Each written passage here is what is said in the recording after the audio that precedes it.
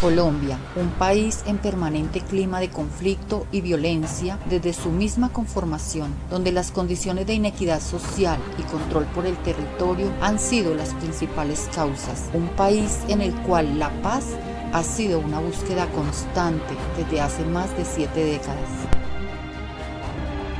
El conflicto en Colombia tiene como causa causal fundamental la concentración de la propiedad territorial y de la riqueza, obviamente, que es la concentración a través del sistema financiero, de la economía financiera, donde no se produce nada y a través de la moneda se controla todo, la industria, la tierra, la naturaleza, que no hay flexibilidad política en el manejo democrático del territorio. Entonces la concentración no solo se mantiene, sino se agudiza a través de un mecanismo partidista tradicional, supuestamente de los partidos, liberal y conservador, pero ambos son conservadores en esencia y muy poco liberales. Todo eso viene a contribuir en el ambiente de la corrupción. Entonces se corrompen las instituciones, se corrompen los partidos. ¿Sí? La lucha social en Colombia no solo se ha liderado desde las guerrillas y las organizaciones sociales, también desde la academia. Antonio García Noza, Jorge Eliezer Gaitán, Luis Emiro Valencia, entre otros intelectuales profesionales de la Universidad Nacional, fueron a mediados del siglo XX un Estado Mayor de intelectuales socialistas que ha representado las ideas del socialismo humanista en Colombia. Un Estado Mayor de intelectuales cuyo arsenal fueron sus ideas y accionar político, condujeron una lucha social y política que tuvo momentos trascendentales en la vida nacional. El socialismo humanista, un concepto universal que según Gaitán no se trata de un partido, sino de un criterio científico social. Es un modelo que concibe la vida como un sistema en el que se debe estar integrado lo económico, lo político, lo social, lo cultural, lo ambiental, lo internacional.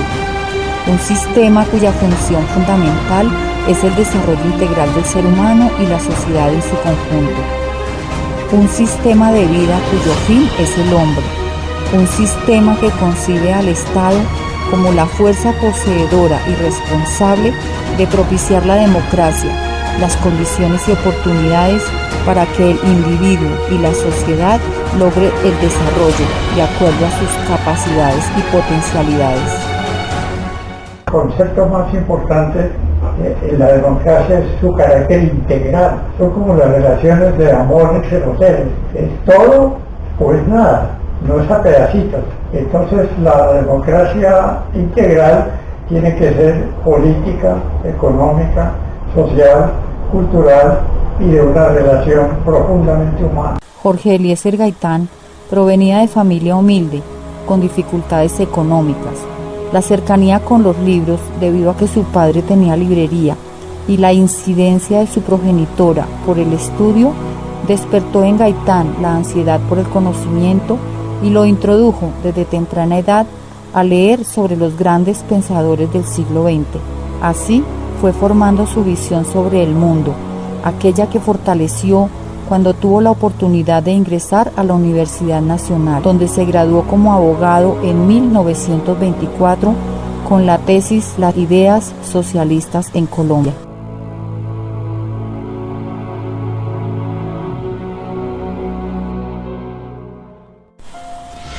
García Noza también provenía de familia humilde, formado como abogado en la Universidad Nacional del Valle del Cauca con su tesis Geografía Económica de Caldas, para la cual recorrió durante 2 años el departamento, conoció de manera directa sus gentes, su composición social, geográfica, política, productiva y cultural.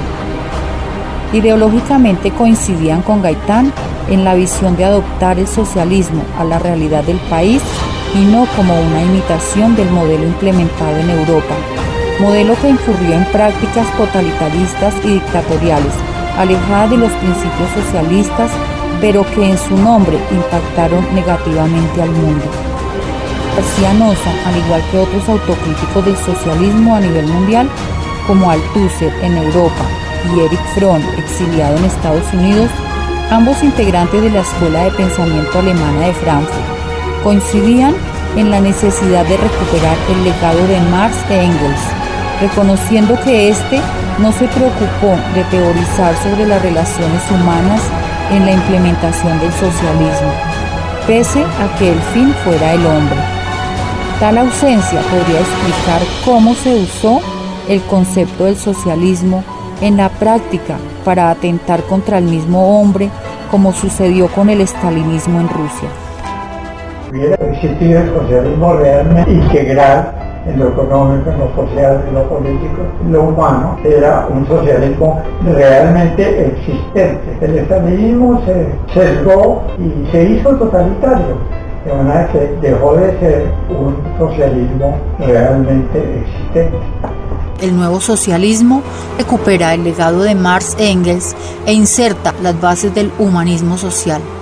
En tal sentido, García Noza se preocupó por rescatar el legado y adaptarlo al contexto colombiano y latinoamericano. Visionaba una región fuerte, capaz de superar las políticas abusivas y de dominio ejercidas por los países desarrollados. La convergencia de ideas teóricas entre Gaitán y García Noza los une también en la práctica en 1946 para alcanzar conjuntamente sus aspiraciones de acceso al poder y producir desde allí las transformaciones sociales y políticas desde el Estado. Se une entonces Antonio García Noza, quien ya traía su trayectoria y aportes desde la academia y de la cual dejó su obra escrita, cuyo fin fue dar explicación a los problemas sociales mediante el estudio científico social, confrontando las explicaciones que en ese entonces solo eran de carácter escolástico.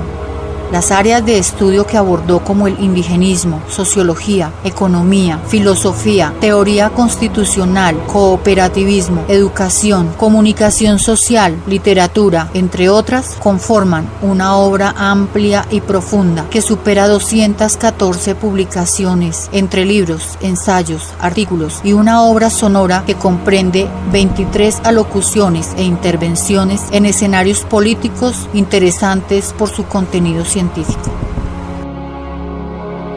Antonio García es como un continuador, podríamos decirlo, de las ideas socialistas de Jorge Eliezer Gaitán. La tesis de grado de Jorge Eliezer Gaitán son las ideas socialistas en Colombia. Es una compilación histórica, filosófica, etcétera, sobre el socialismo en Colombia. De manera que Antonio continúa, enriquece ese pensamiento original en el joven Gaitán, porque esa fue su tesis de grado, las ideas socialistas en Colombia, del año 1924. García Noza, líder de ese Estado Mayor de intelectuales socialistas, entre ellos Luis Emiro Valencia, acompañan el segundo intento de Gaitán en llegar a la presidencia de la República, luego de haber sido derrotado en 1946. Para esta segunda campaña, que se definiría en 1950, Gaitán era ampliamente conocido en el territorio nacional. Su oratoria cautivaba porque no era producto de un discurso meramente académico, sino que se nutría de todas las experiencias vividas con comunidades con las cuales se relacionaba para conocer de manera directa sus problemas. Su discurso era coherente y sensibilizador en la población. Logró tener el apoyo de las cadenas radiales que transmitían en vivo desde el Teatro Municipal en Bogotá sus discursos de los viernes.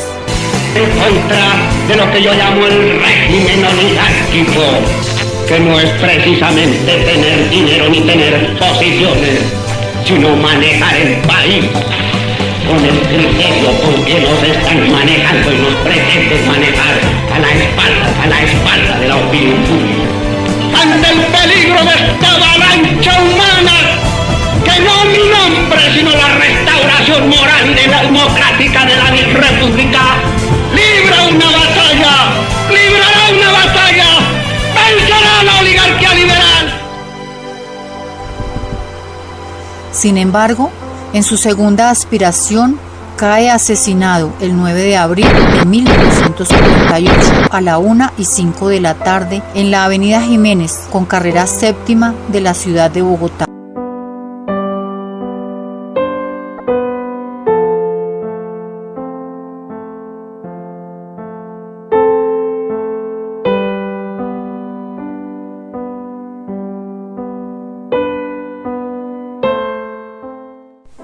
De inmediato, ese equipo de intelectuales socialistas, liderado en ese momento por Gerardo Molina, quien era el rector de la Universidad Nacional, buscaron alentar a la población, aprovechando ese momento de indignación nacional para organizar una revolución. En primer lugar, deben estar permanentemente en la sintonía de últimas noticias que por decreto del Comité Ejecutivo de la Junta Central Revolucionaria de Gobierno se ha constituido en el órgano oficial, en el único órgano de difusión del movimiento revolucionario liberal.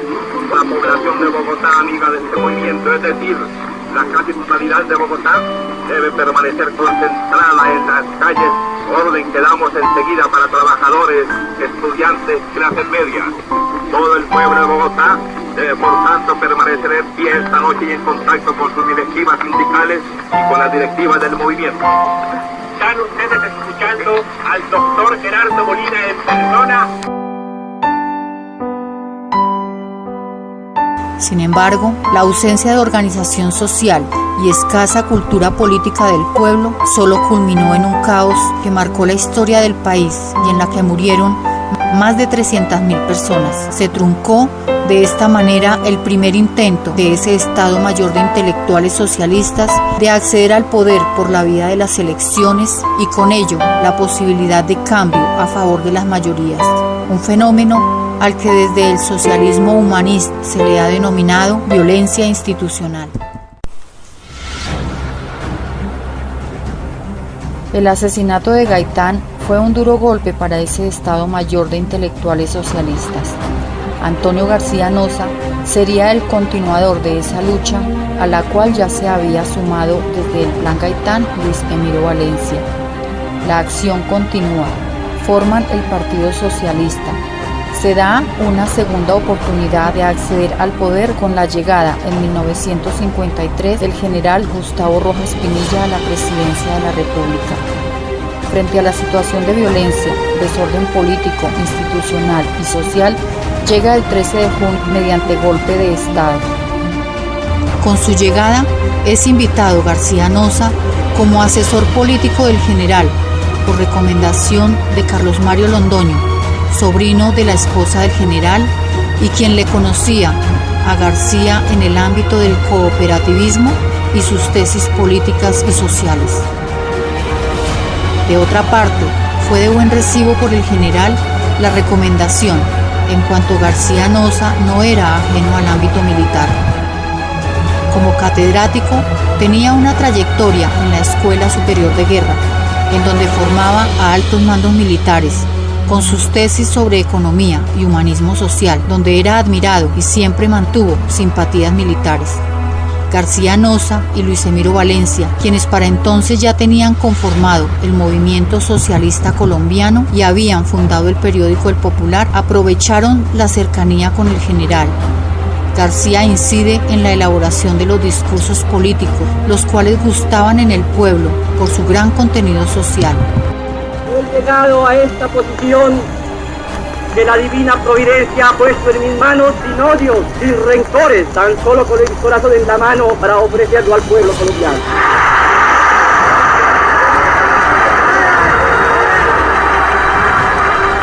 Buscaban convencerlo de introducir los cambios sociales que se requerían en cuanto él tenía el poder ejecutivo, el militar, y estaba instaurada una Asamblea Nacional Constituyente, ANAC, heredada del gobierno de Laureano Gómez, la cual pretendía una reforma constitucional desfavorable para el pueblo y se requería de una contrarreforma constitucional que desmontara las pretensiones de la oligarquía en ese momento. Con esa coyuntura de la ANAC, Rojas tenía en ese momento mayor poder. Amplió la asamblea e incluyó representantes del comunismo y a García Noza por el socialismo.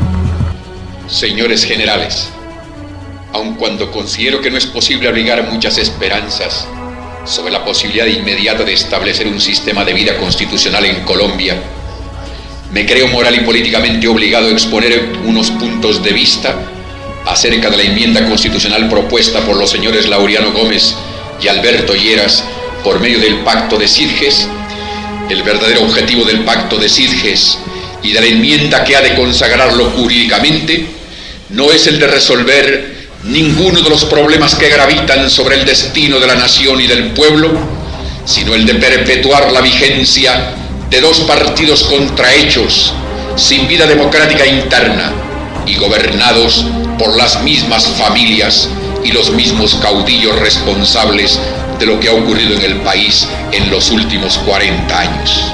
De ahí que el proyecto de reforma ignore los quebrantados derechos del pueblo, los problemas de una economía anarquizada y el proceso de una crisis social, política, institucional y ética que está comprometiendo toda la vida de la nación colombiana.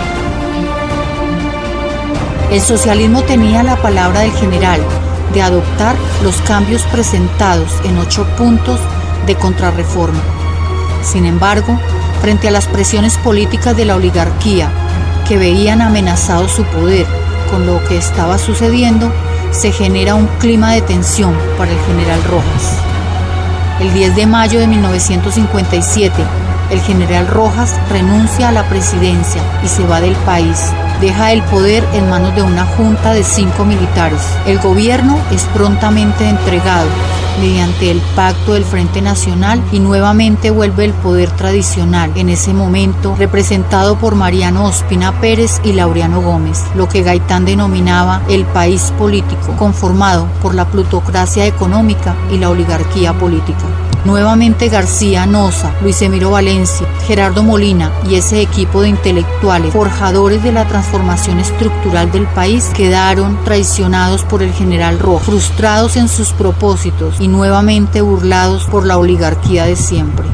Antonio García Nosa sale exiliado a Chile y durante varios años dedica su accionar como asesor de gobiernos de Latinoamérica y Centroamérica, entre ellos Chile, Bolivia y México principalmente. Yo me declaro culpable, lo mismo que esa aguerrida vanguardia de los socialistas colombianos y de quienes han militado en las avanzadas revolucionarias del liberalismo y el conservatismo, de haberme levantado contra ese sistema monstruoso que da la riqueza, la cultura, el poder a unas pocas familias y condena a todo un pueblo a vivir en los sótanos de su propia patria. Declaro culpable también de haber dedicado mi vida a luchar contra él, no importa el costo que tenga. Circunscribiéndonos a Colombia y América Latina en gran medida, tenemos que reconocer en Antonio García Nosa uno de los pensadores más importantes del siglo XX, no solo pensador sino escritor. Dejó una obra muy importante en la defensa del humanismo en el socialismo y del socialismo en el humanismo. La democracia en la teoría de la práctica, dialéctica de la democracia, en fin, varias de sus obras fundamentales están basadas en ese concepto integral del socialismo. Luis Emiro Valencia se queda en el país a continuar el proceso socialista y se vincula a la creación de la Acción Comunal en Colombia, junto con Orlando Falsborda. Crean la primer Junta de Acción Comunal en 1958, organización que surge como un escenario de paz para aliviar el conflicto social y propiciar la autogestión de las comunidades en la solución de sus propios problemas. Forma su propio partido, el FUAR, Frente Unido de Acción Revolucionaria, en 1962, en el que convergen movimientos como el Padre Camilo Torres, el Movimiento Campesino de Juan de la Cruz Varela, el Movimiento Obrero Estudiantil Colombiano, el Movimiento Gaitanista, entre otros. En 1961 fue Premio de Ensayo Hispanoamericano de Casa de las Américas por su obra Realidad y Perspectivas de la Revolución Cubana, memorias de su encuentro personal con Fidel Castro en Cuba en pleno desarrollo de la Revolución Cubana. Su identidad socialista y trayectoria con Gaitán y García Nosa le permitieron estrechar diálogo político con personalidades como el Che Guevara, Salvador Allende, Fidel Castro, entre otros, y conocer la intimidad de la política colombiana y latinoamericana. Acompañó todo el proceso de Salvador Allende durante sus 3 campañas a la presidencia de la República de Chile, hasta que finalmente la logró en 1970. García Nosa regresa en los años 70 al país cuando se apunta a la aspiración presidencial del general Rojas Pinilla y García se convierte en el ideólogo de la Alianza Nacional Popular ANAPO, para la cual formula la plataforma de campaña Una Vía Socialista para Colombia. En ella condensa las bases que siempre planteó sobre la reestructuración del Estado, la reforma agraria, la propiedad cooperativa, el control del Estado sobre los medios estratégicos del desarrollo económico, la reforma a la educación, la participación popular organizada y directa de la ciudadanía. Rojas pierde las elecciones y se trunca por tercera vez para el socialismo humanista colombiano la posibilidad de materializar sus ideales y propuestas de transformación política, económica y social. Luis Emiro Valencia, por su parte, no desfallece. Al finalizar la década de los 80, se vincula a la Unión Patriótica, en el que es nombrado vicepresidente. Lidera con Bernardo Jaramillo Ossa, José Antequera y Angelino Garzón, entre otros, una lucha interna que pretendía replantear la tesis sobre la combinación de todas las formas de lucha, incluida la armada, por considerar que se debía acceder al poder por la vía democrática. Mantener dicha tesis significaba seguir exponiendo a los militantes al genocidio y magnicidio del que venían siendo víctimas. Luis Emiro Valencia sufrió en carne propia el asesinato de sus más cercanos compañeros de lucha, Bernardo Jaramillo Ossa, segundo candidato presidencial, y José Antequera. Exterminio que ya había cobrado la vida de Jaime Pardo Leal, primer candidato presidencial de la Unión Patriótica. Todos asesinados en menos de un año y que cobró más de 3.000 víctimas de asesinato, desaparición y tortura. Como ideólogo, contribuyó a la formulación de los dos programas políticos en 1989 y 2013, cuando la UP recupera la personería jurídica. En 1989 lideró la codificación de un documento que contiene 102 páginas y que recoge las propuestas de todos los sectores sociales del país en la coyuntura del frustrado proceso de paz entre el gobierno de Belisario Betancur y las FARC-EP.